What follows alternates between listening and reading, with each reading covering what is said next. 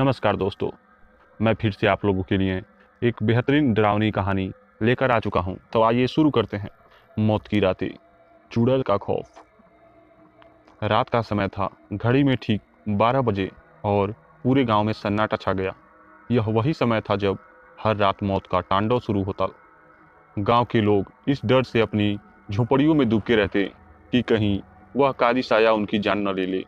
कहानी शुरू होती है रामपुर गांव से, जहां पिछले 7 दिनों में 7 रहस्यमयी हत्याएं हो चुकी थी।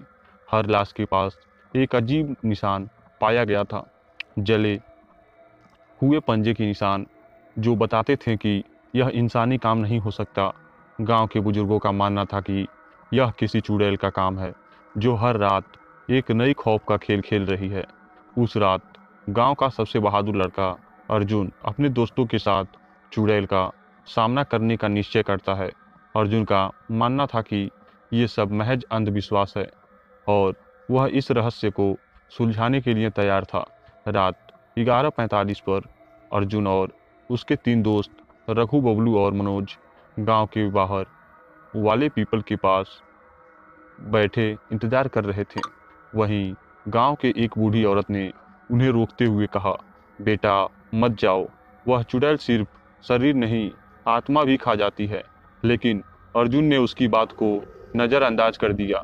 जैसे ही घड़ी में 12 बजे, चारों के कानों में एक अजीब सी आवाज़ गूंजने लगी।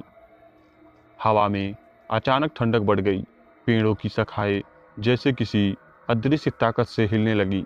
तभी दूर से एक औरत की चीख सुनाई दी। ये आवाज़ कहाँ से आई?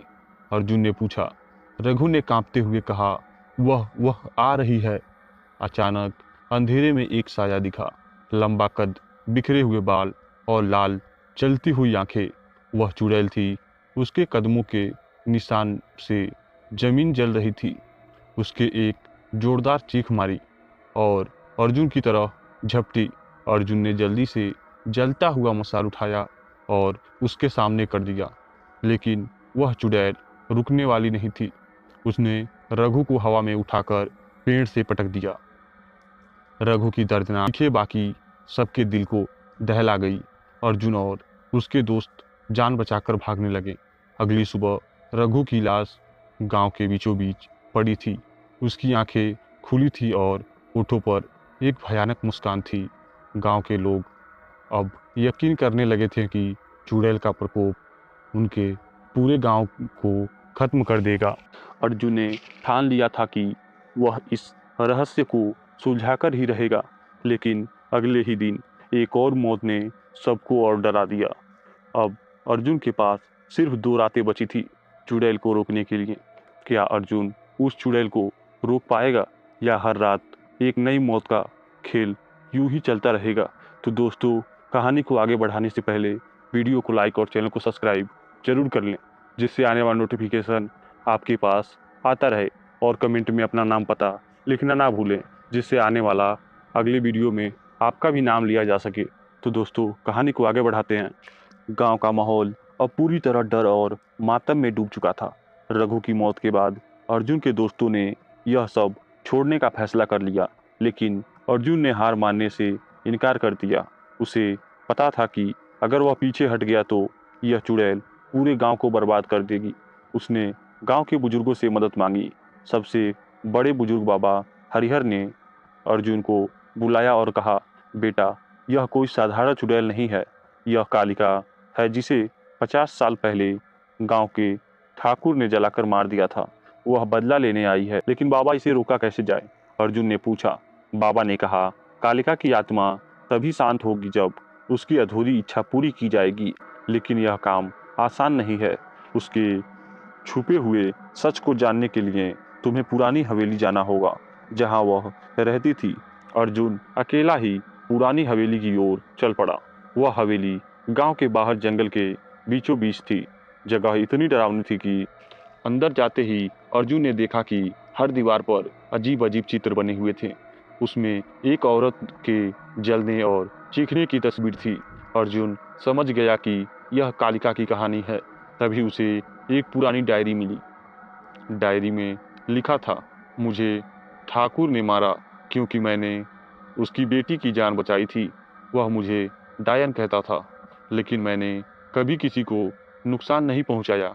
मेरी आत्मा तभी शांत होगी जब ठाकुर का परिवार मेरी मौत के लिए माफ़ी मांगेगा। अर्जुन की मुश्किलें बढ़ी। अब अर्जुन को ठाकुर के परिवार को मनाना था, लेकिन ठाकुर रामनाथ इस बात को मानने के लिए तैयार नहीं थे।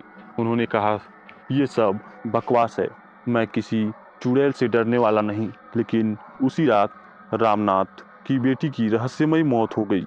उसके शरीर पर वही पंजों के निशान थे। अब ठाकुर समझ गया कि कालिका का प्रकोप सच है। उसने अर्जुन से मदद मांगी और दोनों ने मिलकर एक योजना बनाई। ठाकुर और अर्जुन ने कालिका की आत्मा को शांत करने के लिए उसके पुराने मंदिर में हवन का आयोजन किया। पूरा गांव डर के मारे छुपा हुआ था, लेकिन जैसे ही हवन शुरू हुआ, हवाएं तेज हो गई, पेड़ों की शाखाएं झूलने लगीं और एक भयानक चीख सुनाई दी। कालिका प्रकट हुई। उसकी आंखों में खून जैसी लाल थी और उसने ठाकुर की ओर इशारा करते हुए कहा, मुझे मारने वाला आज माफ़ी मांगेगा। ठाकुर ने कांपते हुए माफ़ी मांगी, लेकिन यह इतना आसान नहीं था।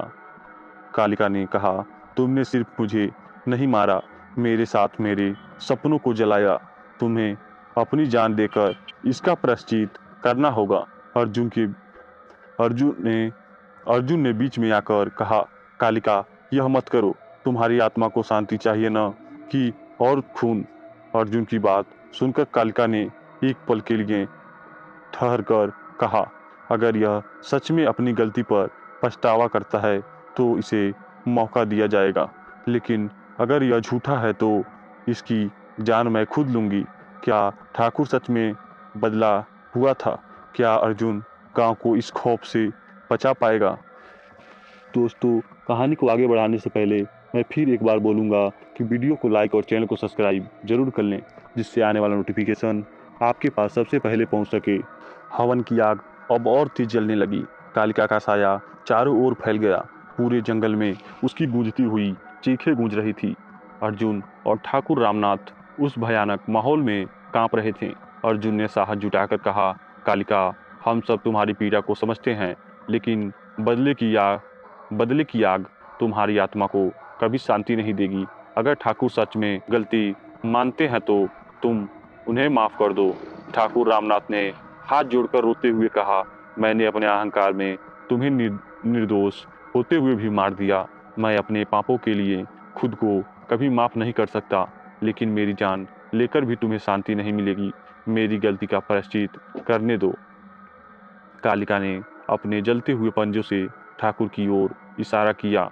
अचानक हवा ठंडी पड़ गई और कालिका ने गहरी आवाज में कहा, ठीक है, अगर तुम सच में पछताते हो तो तुम्हें अपना जीवन मानवता की सेवा में समर्पित करना होगा। लेकिन याद रखना, अगर तुम अपने वादे से पीछे हटे तो मैं वापस आऊंगी। ठाकुर ने वादा किया कि वह अपने सारे धन का उपयोग गरीबों और जरूरतमंदों की मदद के लिए करेगा। यह सुनकर कालिका के चेहरे पर हल्की मुस्कान छाई।